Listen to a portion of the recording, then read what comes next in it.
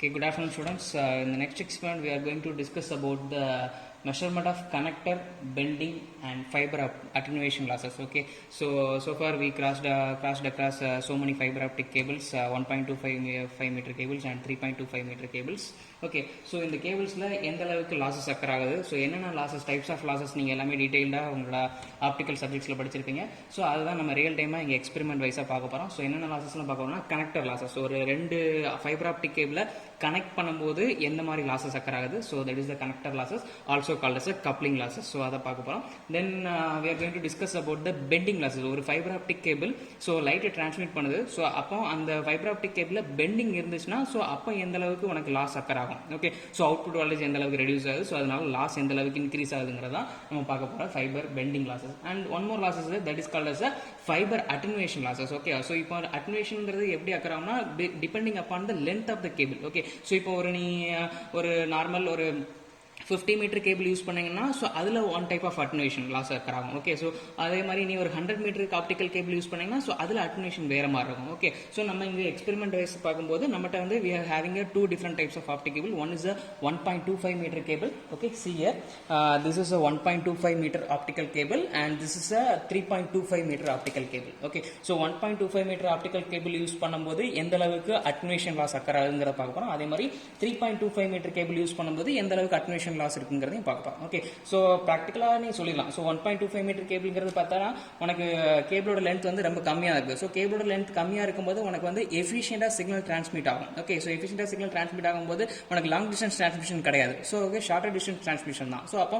உனக்கு signal efficiency வந்து அதிகமாக இருக்கும். ஸோ அவுட்புட் வோல்டேஜ் வந்து பெட்டராகவே இருக்கும். அதே நேரத்தில் comparatively when you are using 3.25 metre optical cable, so 3.25 metre optical cable use பண்ணீங்கன்னா ஸோ அதோட சிக்னலோட அதாவது லென்த் பார்த்தீங்கன்னா கேபிளோட லென்த் வந்து ரொம்ப அதிகமாக இருக்கும். ஸோ கேபிளோட லென்த் அதிகமாக உனக்கு வந்து சிக்னல் எஃபிஷியன்சி ரெடியூஸ் ஆக ஆரம்பிக்கும். So this is called as attenuation. Okay, so எந்த அளவுக்கு சிக்னல் அட்டெனுவேட் ஆகி உனக்கு சிக்னல் அவுட்புட் வோல்டேஜ் ட்ராப் ஆகுதுங்கிறத பார்க்க போகிறோம்.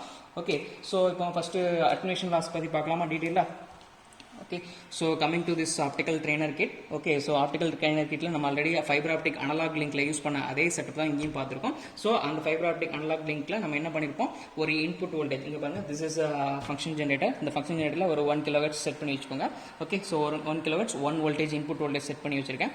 ஓகே, ஸோ நான் இதை வந்து என்ன பண்ணியிருக்கேன்னா என்னோட இன்புட்டாக இந்த ஆப்டிக்கல் கிட்டில் நான் கொடுத்துருக்கேன். ஓகே, இந்த என்னோட இன்புட் என்னங்கிறத பார்க்கறதுக்கு நான் இன்னொரு ஐஓ போர்ட் மூலமாக நான் இதை எடுத்து இந்த சேனலில் நான் இங்கே கொடுத்துருக்கேன். ஓகேவா, so this is my input signal. Okay, இப்போ மேலே இருக்கிறது தான் என்னோட இன்புட் சிக்னல். நான் வந்து பார்த்தீங்கன்னா ஒரு 1 வோல்டேஜ் கொடுத்துருக்கேன். ஓகே, ஸோ ஒரு 1 வோல்டேஜ் இன்புட் சிக்னலை நான் கொடுத்துருக்கேன். ஓகே, அதுக்கப்புறம் என்ன பண்ணுறாங்க பாருங்கள், ஸோ இந்த ஃபைபர் ஆப்டிக் கிட்டில் என்ன பண்ணுறேன் பாருங்கள், என்னோட எலக்ட்ரிக்கல் சிக்னல் என்னோட அனலாக் சிக்னல் என்ன பண்ணுறேன், நான் இந்த அனலாக் இன்ல கொடுக்குறேன். ஓகே, ஸோ அதுக்கு முன்னாடி you have to ensure that the சுவிட்ச் should be in the analogue position. Okay, there are 2 positions are there, one is analogue, another one is digital signal. Okay, இங்கே என்ன சிக்னல் பாஸ் பண்ணுறீங்க, analogue signal pass பண்ணுறீங்க. So அதனால உங்களோட சுவிட்ச் வந்து analogue பொசிஷனில் இருக்கும். இங்கே பார்த்தீங்கன்னா உங்களோட இன்புட் சிக்னல் தான். So these two are my input signal. இந்த ரெண்டு ப்ரோப்புமே வந்து என்னோட இன்புட் சிக்னல் தான். ஓகே, ஒன்று இன்புட் சிக்னல் டேரெக்டாக ஃபங்க்ஷன் ஜெனரேட்டர்லேருந்து எடுத்து கொடுத்துருக்கேன். அப்புறம் அந்த இன்புட் சிக்னலை வியூ பண்ணி பார்க்கறதுக்கு சிஆர்ஓவில் கனெக்ட் பண்ணுறது இன்னொரு ப்ரோ. ஓகே, ஸோ என்னோட ரெண்டு சிக்னலுமே எங்கே பாருங்க, இந்த அனலாக் இன்புட்டில் கொடுத்துருக்கேன். இதை பாருங்கள், சிஏ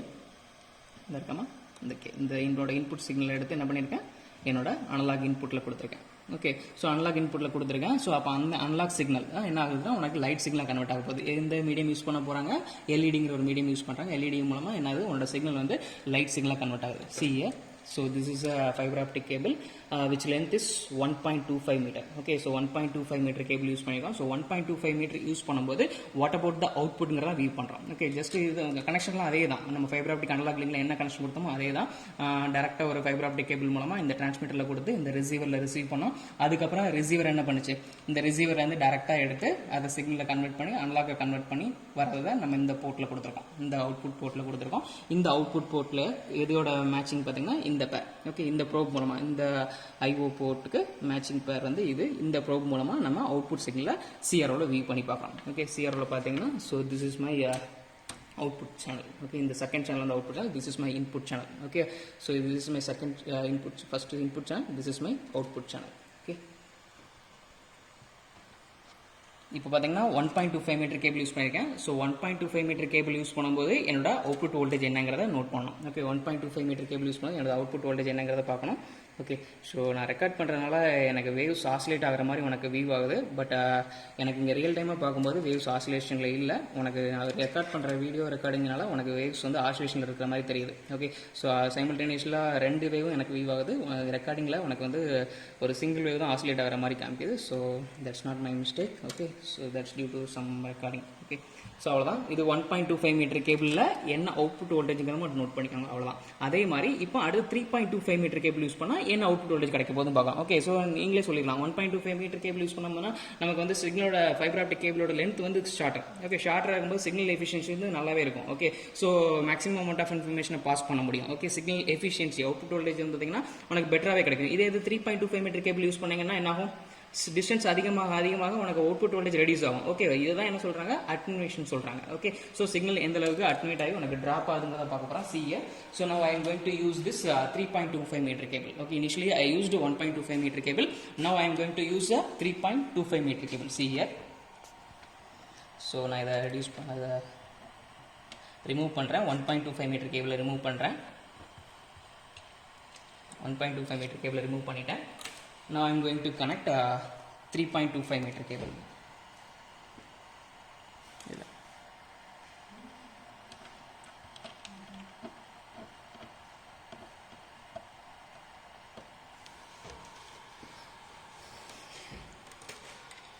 So transmitter பார்ட்லேருந்து ரிசீவர் பார்ட் கனெக்ட் பண்ணுறேன். சரியாப்பா?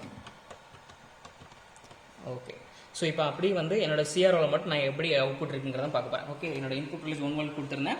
இப்போ முதல்ல நான் 1.25 மீட்டர் யூஸ் பண்ணியிருந்தேன். இப்போ பார்த்தீங்கன்னா 3.25 மீட்டர் கேபிள் யூஸ் பண்ணேன். ஸோ 3.25 மீட்டர் கேபிள் யூஸ் பண்ணும்போது பாருங்கள் உங்களோட அவுட்புட் வோல்டேஜ் எந்த அளவுக்கு ரெடியூஸ் ஆயிருக்கு பார்த்தீங்களா? ஸோ முன்னாடி எனக்கு அவுட்புட் வோல்டேஜ் ஒரு 1 வோல்ட் 1.2 வோல்டேஜ் இருந்துச்சு. ஆனால் இப்போ நான் வந்து 3.25 மீட்டர் கேபிள் யூஸ் பண்ணும்போது என்னோட அவுட்புட் வோல்டேஜ் பாருங்க ரெடியூஸ் ஆயிடுச்சு. ஓகே. நான் வேறு எதுவுமே சேஞ்ச் பண்ணல. ஓகே. ஏன்? Only for the reason your length of cable is very much increased. Okay. This is attenuation loss. Okay. Now see the calculation part. See the board.